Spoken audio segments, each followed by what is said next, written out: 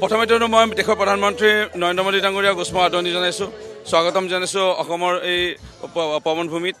মই এইটোৱে ক'ব বিচাৰিম, 3 বছৰ আগতে মই কৈছিলোঁ, যেতিয়া মোদী ডাঙৰীয়াৰ বিষয়টো মই কংগ্ৰেছী হিচাপে মই বুজি উঠা নাছিলোঁ, মোৰ দৰে হাজাৰ লক্ষজনে বুজি উঠা নাছিলে। যেতিয়া বুজি উঠিলে যে মোদী ডাঙৰীয়াৰ প্ৰকৃত অৰ্থে এই দেশৰ প্ৰকৃত এজন শুভচিন্তক, এজন প্ৰকৃত নেতা, আৰু তেখেতৰ নেতৃত্বতে আজি দেশ আগুৱাব।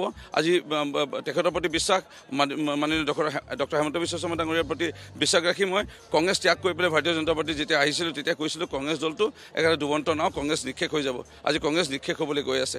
আজি সমগ্ৰ দেশত যদি আমি চাওঁ, আজি দেশৰ আজি ৰাজস্থান, আজি ডাঙৰ ডাঙৰ ৰাজ্য ৰাজস্থানে হওক, আজি মধ্যপ্ৰদেশ, ছত্তীশগড়তে হওক, আজি কংগ্ৰেছ দলৰ চৰকাৰত ওফৰাই ৰাইজে মোদী ডাঙৰীয়াৰ প্ৰতি বিশ্বাস ৰাখি তাত ভাৰতীয় জনতা পাৰ্টীৰ চৰকাৰক আজি দলক সমৰ্থন জনাইছে।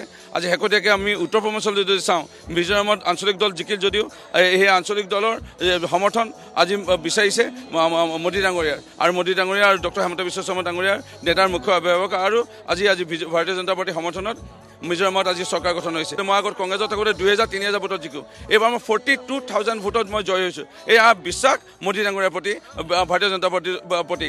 আৰু আজি প্ৰকৃতত ক'ব লাগিব, মই অসমৰ এজন সন্তান হিচাপে, আপোনাৰ বয়স চাগে 40 বছৰ হ'ব, মোৰ 45 বছৰ হ'ব। আমি সৰুকালৰ পৰা গুলি ফুটা, বোম ফুটা অসম দেখিছিলোঁ, কিন্তু আজি মোদী ডাঙৰীয়াৰ নেতৃত্বত আজি ভাৰতীয় জনতা পাৰ্টীৰ চৰকাৰ অহাৰ পিছত, ডক্টৰ হিমন্ত বিশ্ব শৰ্মা ডাঙৰীয়াৰ চৰকাৰ অহাৰ পিছত গুলি নুফুটা, বোম নুফুটা অসম হৈছে। টকা দিলেহে চাকৰি পায়, এনে এটা পৰিৱেশ আছিল। কিন্তু এতিয়া APSCৰ দৰে কেলেংকাৰী হোৱা নাই, এতিয়া স্বচ্ছতাই নিযুক্তি হৈছে। ৰাইজে আস্থা বিশ্বাস, ঘৰে ঘৰে নল, ঘৰে ঘৰে পানী আজি ৰাইজে পাবলৈ সক্ষম হৈছে। প্ৰথমতে মই দেশৰ প্ৰধানমন্ত্ৰী নৰেন্দ্ৰ মোদী ডাঙৰীয়াক উষ্ম আদৰণি জনাইছোঁ, স্বাগতম জনাইছোঁ অসমৰ এই পৱনভূমিত। মই এইটোৱে ক'ব বিচাৰিম, 3 বছৰ আগতে মই কৈছিলোঁ, যেতিয়া মোদী ডাঙৰীয়াৰ বিষয়টো মই কংগ্ৰেছী হিচাপে মই বুজি উঠা নাছিলোঁ, মোৰ দৰে হাজাৰ লক্ষজনে বুজি উঠা নাছিলে। যেতিয়া বুজি উঠিলে যে মোদী ডাঙৰীয়াৰ প্ৰকৃত অৰ্থে এই দেশৰ প্ৰকৃত এজন শুভচিন্তক, এজন প্ৰকৃত নেতা, আৰু তেখেতৰ নেতৃত্বতে আজি দেশ আগুৱাব।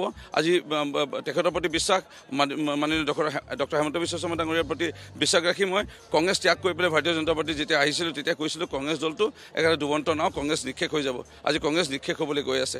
আজি সমগ্ৰ দেশত যদি আমি চাওঁ, আজি দেশৰ আজি ৰাজস্থান, আজি ডাঙৰ ডাঙৰ ৰাজ্য ৰাজস্থানে হওক, আজি মধ্যপ্ৰদেশ, ছত্তীশগড়তে হওক, আজি কংগ্ৰেছ দলৰ চৰকাৰত ওফৰাই ৰাইজে মোদী ডাঙৰীয়াৰ প্ৰতি বিশ্বাস ৰাখি তাত ভাৰতীয় জনতা পাৰ্টীৰ চৰকাৰক আজি দলক সমৰ্থন জনাইছে।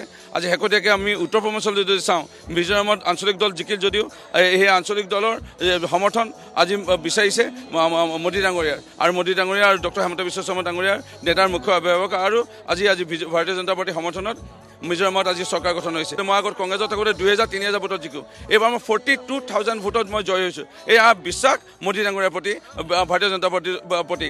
আৰু আজি প্ৰকৃতত ক'ব লাগিব, মই অসমৰ এজন সন্তান হিচাপে, আপোনাৰ বয়স চাগে 40 বছৰ হ'ব, মোৰ 45 বছৰ হ'ব।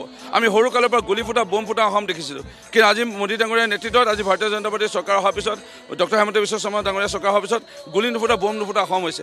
টকা দিলেহে চাকৰি পায়, এনে এটা পৰিৱেশ আছিল। কিন্তু এতিয়া APSCৰ দৰে কেলেংকাৰী হোৱা নাই, এতিয়া স্বচ্ছতাই নিযুক্তি হৈছে। ৰাইজে আস্থা বিশ্বাস, ঘৰে ঘৰে নল, ঘৰে ঘৰে পানী আজি ৰাইজে পাবলৈ সক্ষম হৈছে।